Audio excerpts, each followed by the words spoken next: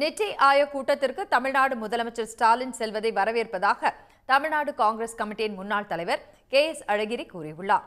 நித்தி ஆயோக் கூட்டத்தில் முதலமைச்சர் பங்கேற்க உள்ளதை விமர்சிக்கும் தகுதி அதிமுகவுக்கு இல்லை என்றவர், பாஜகவுடன் கூட்டணி இல்லை என அறிவித்துவிட்டு தற்போது கூட்டணி வைத்திருப்பவர்கள்தான் அதிமுகவினர் என கூறினார்.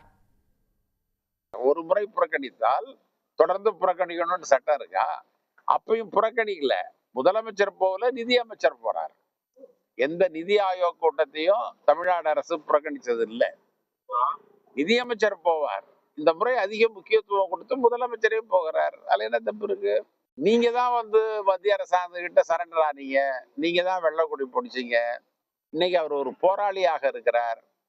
இந்தியாவில் இருக்கிற முதலமைச்சர்கள்லேயே மத்திய அரசாங்கத்தை கடுமையாக எதிர்க்கிற ஒரு முதலமைச்சராக அவர் இருக்கிறார். நீங்க முந்தா நாள் வரைக்கும் பிஜேபியோட கூட்டு சேர மாட்டேன்னு சொல்லிட்டு இன்னைக்கு போய் சேர்த்துட்டீங்க. ஏன் சேர்த்தீங்க? உடனுக்குடன் செய்திகளை தெரிந்து கொள்ள சன் நியூஸ் பெல் ஐகானை கிளிக் பண்ணுங்க.